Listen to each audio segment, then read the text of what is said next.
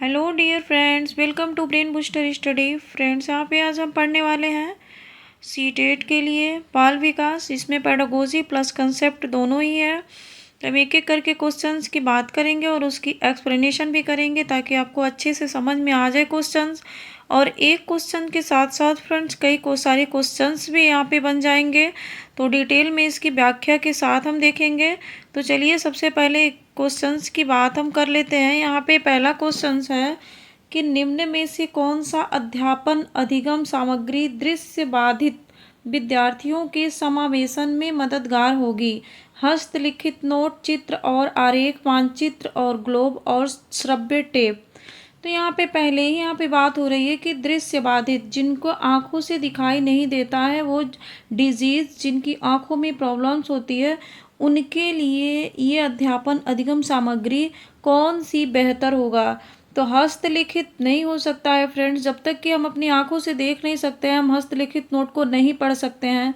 चित्र और आरेख, जब तक हमारी आंखों से दिखाई नहीं देगा हम चित्र भी नहीं देख सकते हैं, आरेख भी नहीं दे सकते हैं। मानचित्र और ग्लोब, नहीं हम मानचित्र देख सकते हैं और ग्लोब।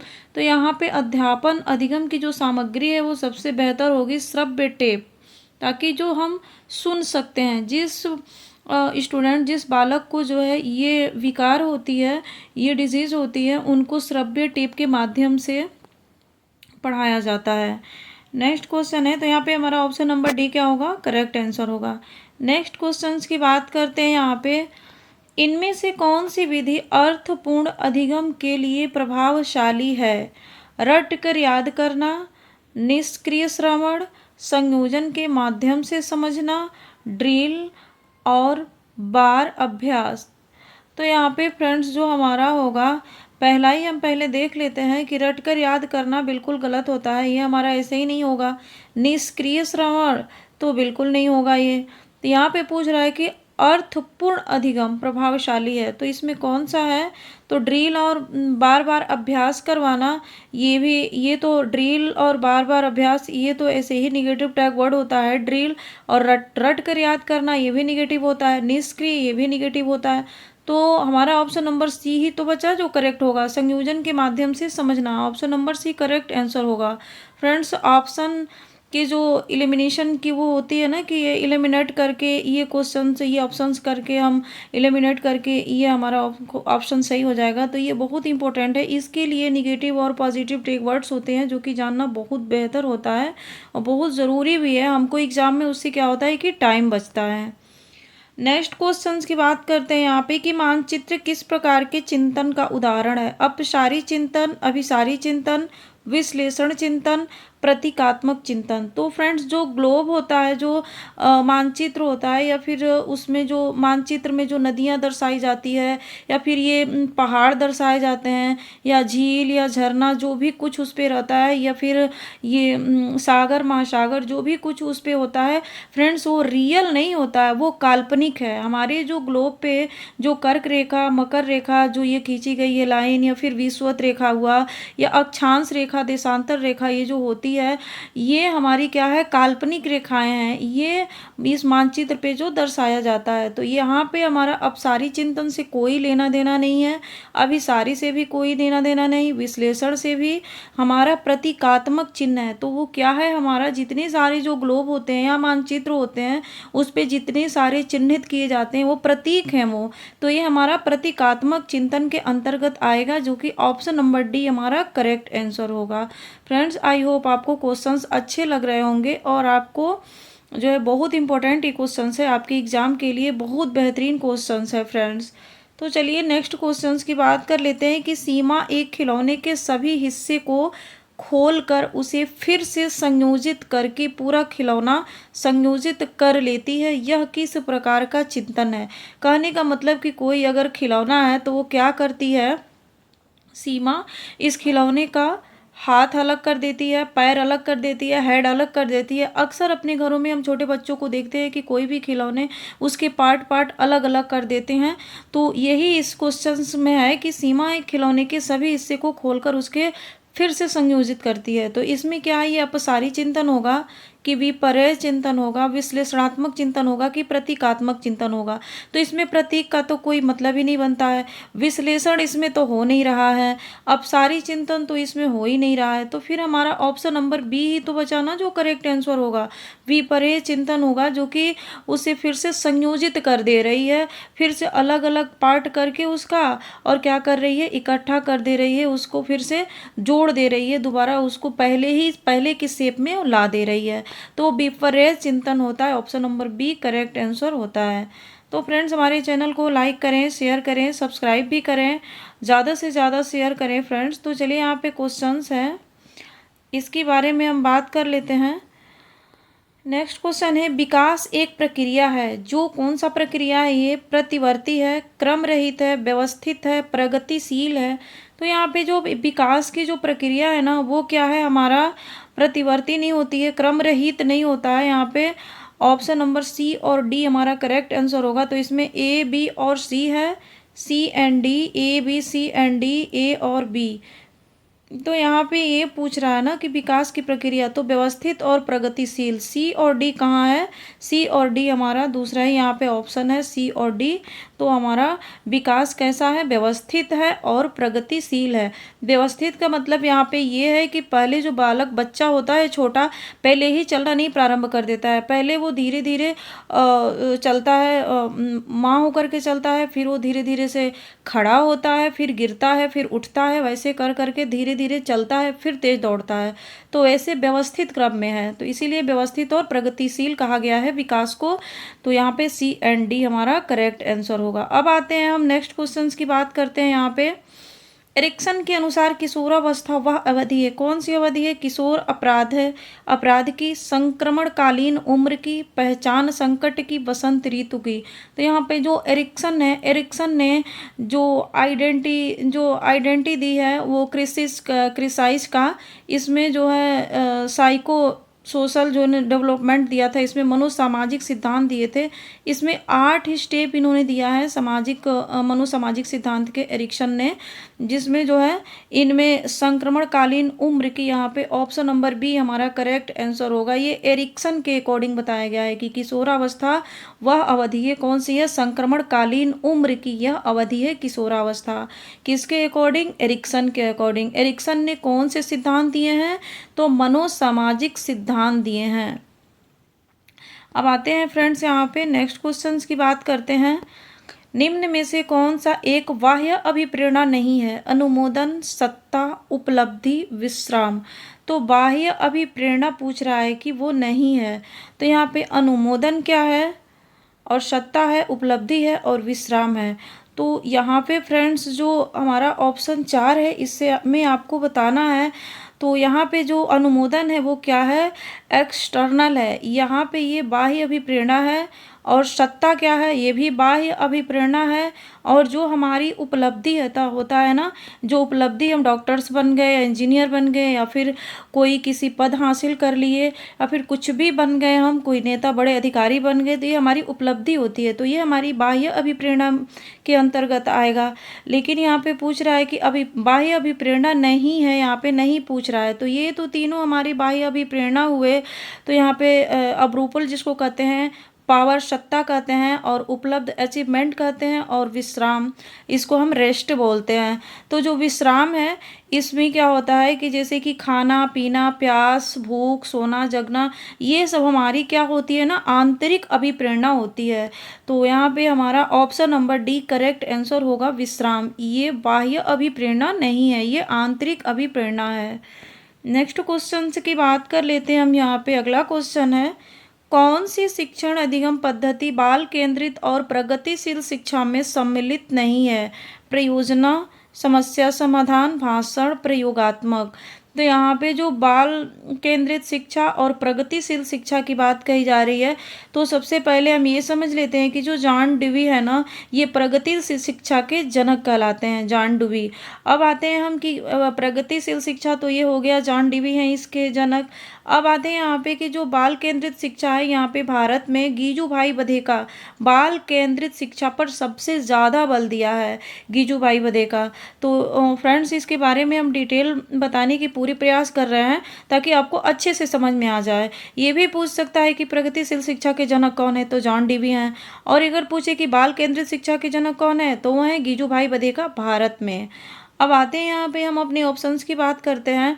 तो यहाँ पे कि कौन सी शिक्षण अधिगम पद्धति बाल केंद्रित और प्रगतिशील शिक्षा में सम्मिलित नहीं है, यहाँ पे नहीं पूछा है। तो यहाँ पे जो है प्रयोजना, दूसरा है समस्या समाधान, तीसरा है भाषण, डी है प्रयोगात्मक। तो ये तो प्रयोजना भी होगा, समस्या समाधान भी होगा और यहाँ पे भाषण नहीं होगा। ऑप्शन नंबर सी हमारा करेक्ट आंसर होगा, प्रयोगात्मक होगा। क्योंकि जो बाल केंद्रित शिक्षा होता है वो जो समस्या समाधान बच्चे खुद ही करते हैं अपनी समस्या का समाधान, और प्रगतिशील शिक्षा जो प्रयोगात्मक होती है जिसमें कि हम करके सीखने पे बल देते हैं, जो कि हमारा NCF 2005 पे इस पे भी बल देता है। तो हमारा ऑप्शन नंबर सी क्या होता है, करेक्ट आंसर होता है लेक्चर। भाषण हमारा क्या होता है कि नहीं होता है अधिगम बाल केंद्रित शिक्षा में और प्रगतिशील शिक्षा में शामिल, भाषण नहीं होता है। अब आते हैं हम नेक्स्ट क्वेश्चंस की बात करते हैं। यहाँ पे ये क्वेश्चंस है, निम्न में से कौन से उत्तर बाल्यावस्था के बच्चों को उपयुक्त सामाजिक व्यवहारिक विशेषता नहीं है, यहाँ पे भी नहीं पूछा है। सहयोग, सहानुभूति, परानुभूति, अहम केंद्रित।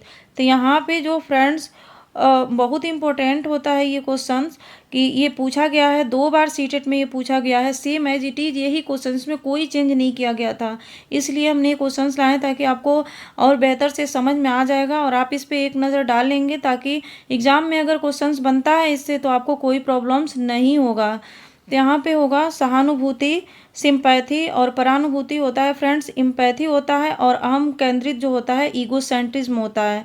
तो यहाँ पे हमारा ईगोसेंट्रिज्म, ऑप्शन नंबर डी हमारा करेक्ट आंसर होगा, अहम केंद्रितता।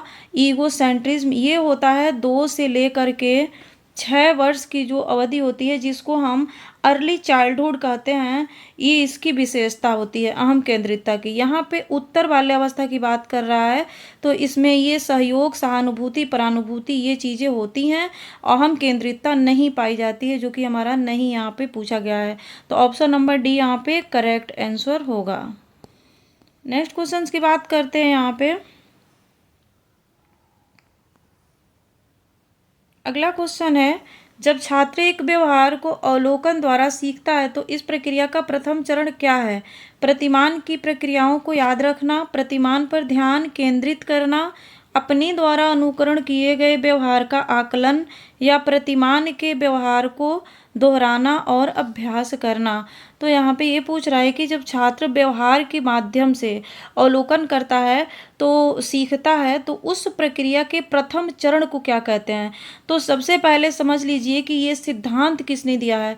एल्बर्ट बंडूरा महोदय ने सामाजिक अधिगम का सिद्धांत दिया था। इन्होंने ही बताया, इसमें 4 स्टेज बताए हैं स्तर, जिसके माध्यम से बालक क्या करता है कि अवलोकन के माध्यम से सीखता है। तो सबसे पहले अटेंशन होता है। अटेंशन मतलब होता है कि अवधान, अवधान का मतलब होता है ध्यान केंद्रित करना। और दूसरा होता है धारण, जो कि धारण होता है, रिडक्शन होता है। और फिर होता है तीसरा प्रैक्टिस होता है, जो कि रिप्रोडक्शन होता है। और चौथा होता है अभिप्रेरणा, मोटिवेशन होता है। तो यहाँ पे जो अवधान और धारणा, तो सबसे पहले यहाँ पे ये पूछा है कि प्रथम चरण क्या है।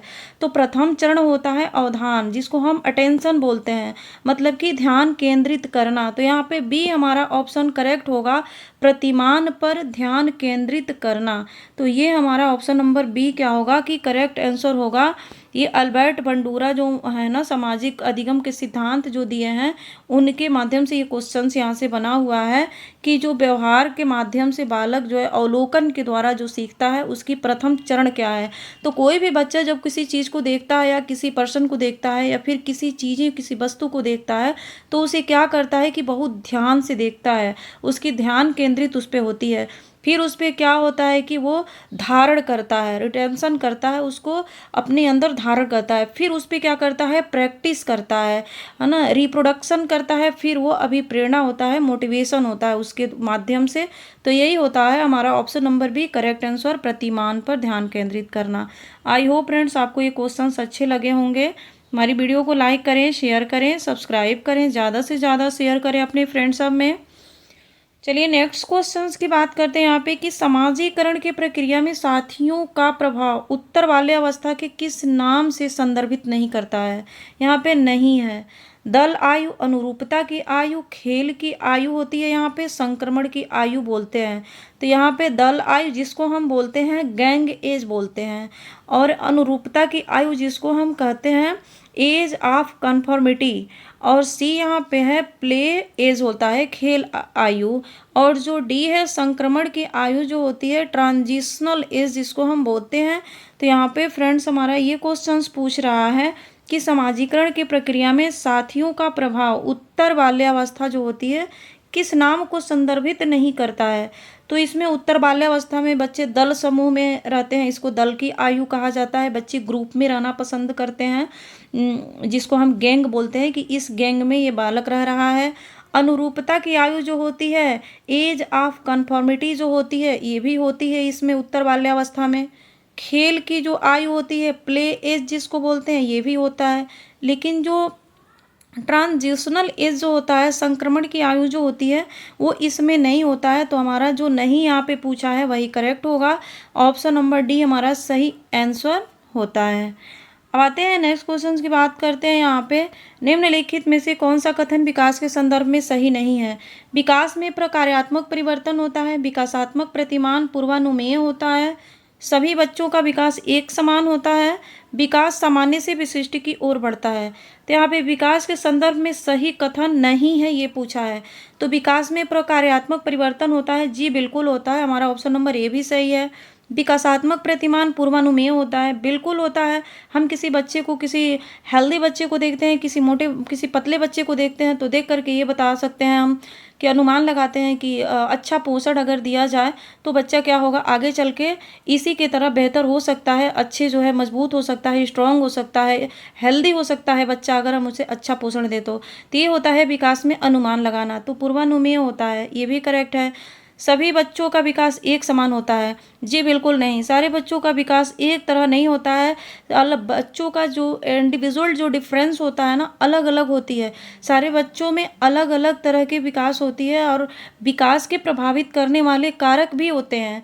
तो वो भी नेक्स्ट वीडियो में हम लाने वाले हैं फ्रेंड्स। विकास के प्रभावित करने वाले कारक, वहाँ से क्वेश्चंस बहुत अच्छे से वो बनते हैं, 2-3 क्वेश्चन तो वहाँ से बनते ही बनते हैं, पेपर फर्स्ट में भी और पेपर सेकंड में भी सीटेट की।